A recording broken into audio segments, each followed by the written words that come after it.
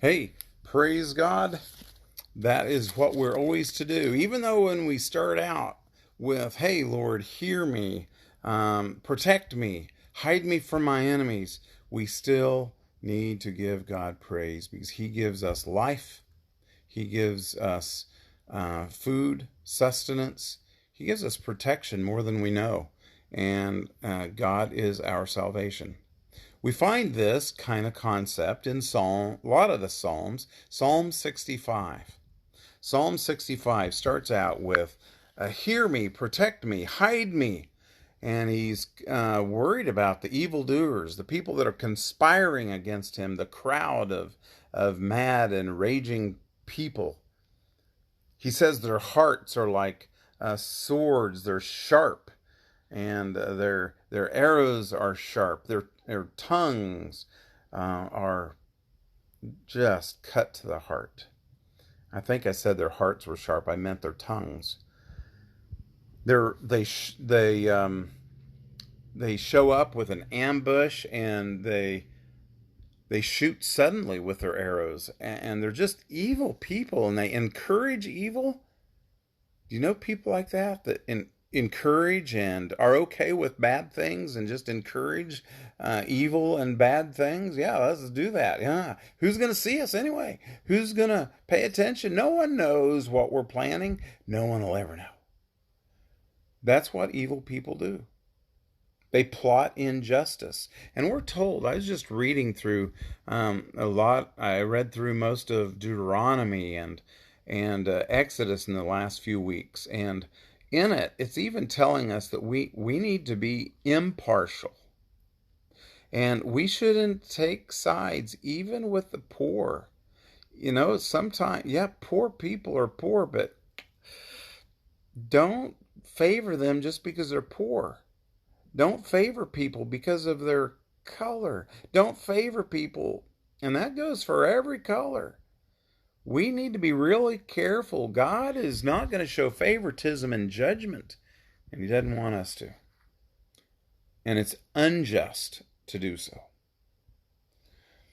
They think the evildoers chasing David. Again, this Psalm 65 is a psalm of David. They think they have the perfect plan. Have you ever heard of that? People say, "Oh, we got the perfect plan. We can rob this bank and never get caught." I wonder how many robbers actually thought, "We got the perfect plan."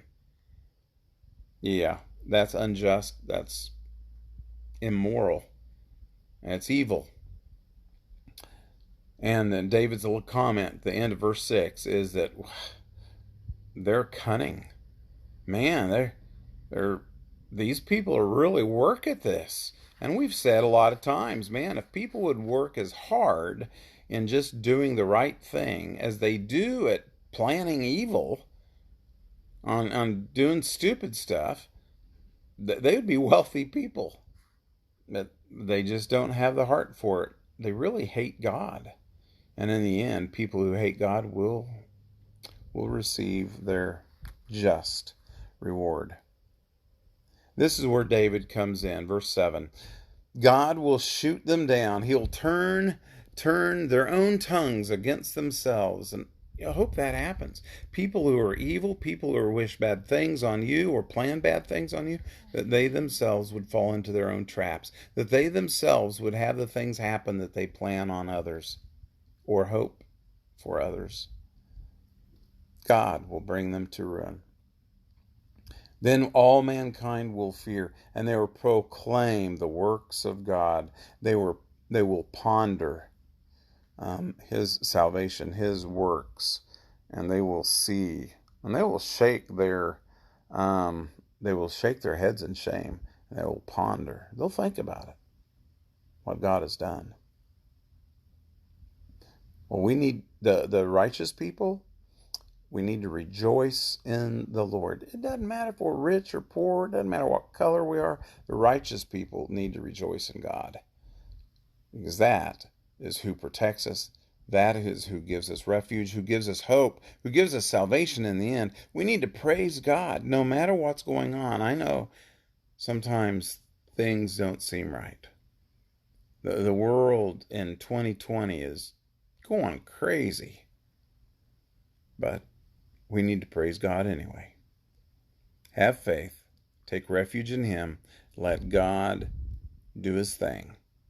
Because I think God will twist their words. He will punish those who make bad plans, and they will fall into their own pits. And the righteous will rejoice, and the world will ponder what God has done. Have a great day, and we'll see you tomorrow.